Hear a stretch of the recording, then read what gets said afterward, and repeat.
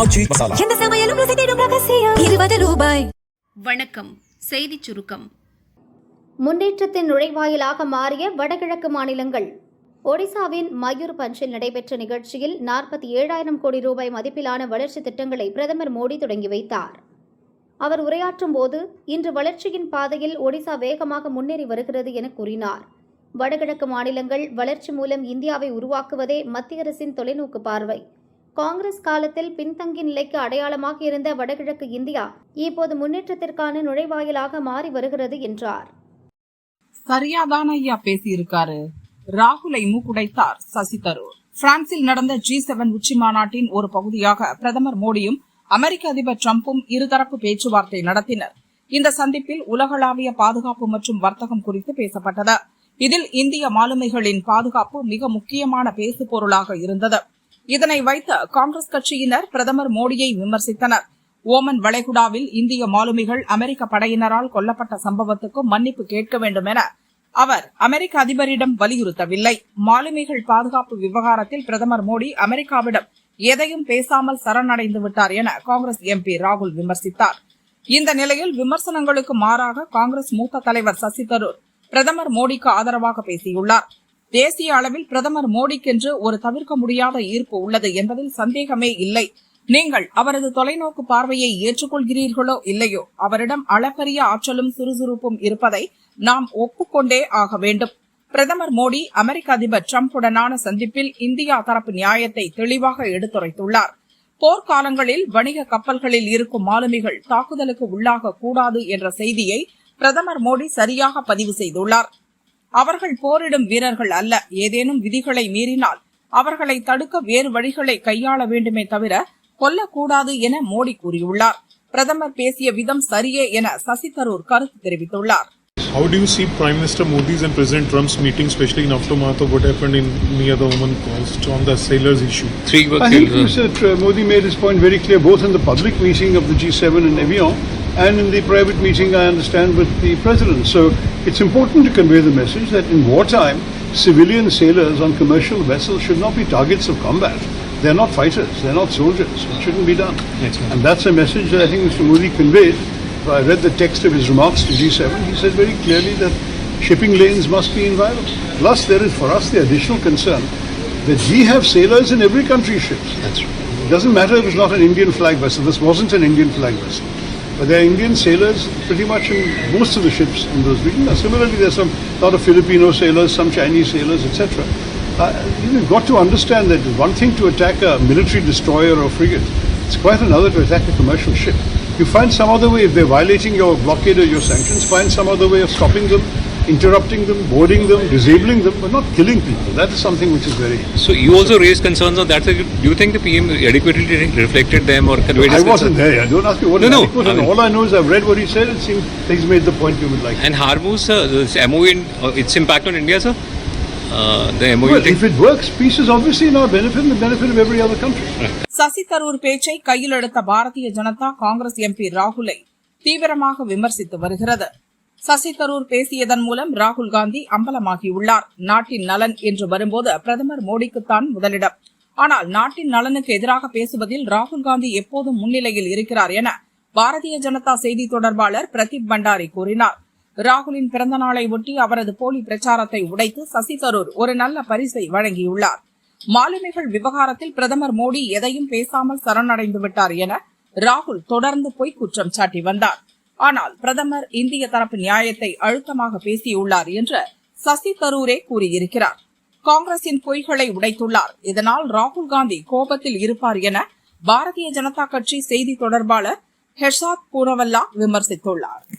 தமிழக சட்டசபை நேரலை பாதியில் கட்டானது ஏன்? சட்டசபை நேரலை துண்டிக்கப்பட்டது ஏன் என பள்ளிக்கல்வித்துறை அமைச்சர் ராஜ்மோகன் விளக்கம் அளித்தார். ஆமா, நான் தான் சொன்னேன்.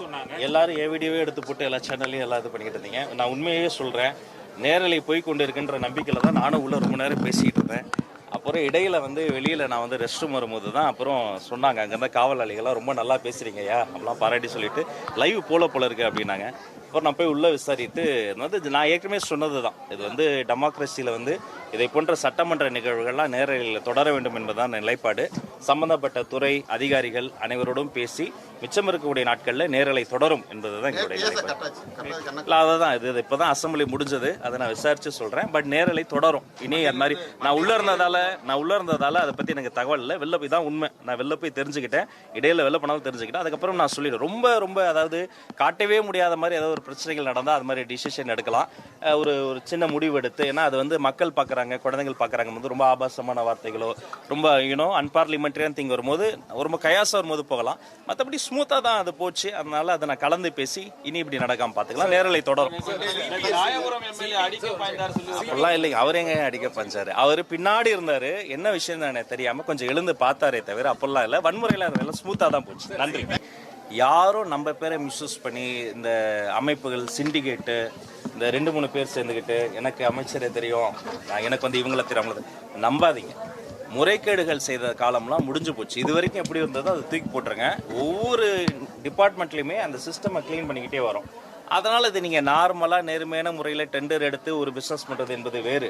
இருக்கிற எல்லா குறுக்கு பாதையிலையும் போய் இது மாதிரி மாணவர்களினுடைய வாழ்க்கையோடு விளையாடு என்பது வேறு.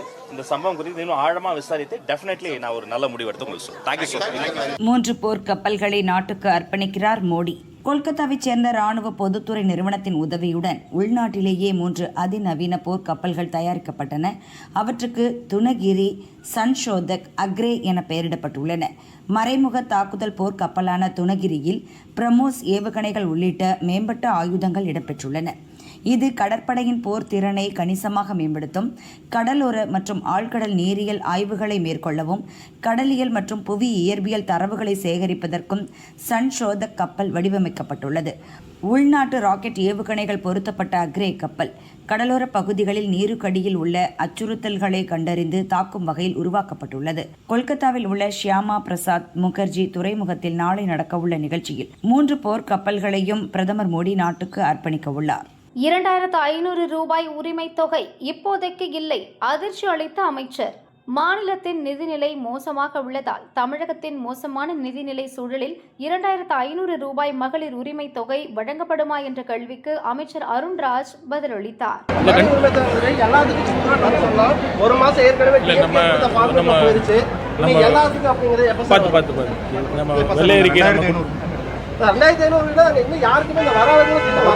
கண்டிப்பாக படிப்படியாக ஒவ்வொரு வாக்குறுதியும் நம்ம செஞ்சுக்கிட்டு தான் இருக்கோம். நம்ம தலைவர் ஏற்கனவே சொன்ன மாதிரி கொஞ்சம் அவகாசம் கண்டிப்பாக தேவைப்படுது. அந்த மாநிலத்தோட நிதி நிலைமை அந்த மாதிரி இருக்கு. சரிங்களா? எந்த சமையலும் ருசி தேடும் ரகசியம் 20 ரூபாய். விளம்பரம் தேடுவது நியாயமா ப்ரோ? பள்ளிகளில் ஷூட்டிங் இதுதான் மாற்றமா? காஞ்சிபுரம் உத்தரமேரூரில் தவிக நிர்வாகிகள் அங்குள்ள அரசு பள்ளியில் முதல்வர் விஜய் படத்தை மாட்டி ரீல்ஸ் வீடியோ எடுத்து வெளியிட்டனர். இது சர்ச்சையான நிலையில் தமிழக பாரதிய ஜனதா தலைவர் நயினார் நாகேந்திரன் கண்டித்துள்ளார். தீய சக்தி திமுகவினர் அரசு பள்ளிகளில் நாடக முகாம் நடத்தி பிள்ளைகளின் கல்வியை சீரழித்தனர். தூய சக்தி தவிகவினரோ அரசு பள்ளியை நாடக மேடையாகவே மாற்றி ஷூட்டிங் நடத்துகின்றனர். இதுதான் முதல்வர் விஜய் சொன்ன மாற்றமா? மாணவர்களுக்கு நல்ல பள்ளிக்கூடம் தரமான கல்வி வழங்குவதை விடுத்து சிறுபிள்ளைத்தனமாக ரீல்ஸ் எடுத்து விளம்பரம் தேடுவது நியாயமா ப்ரோ என நாகேந்திரன் கேட்டுள்ளார்.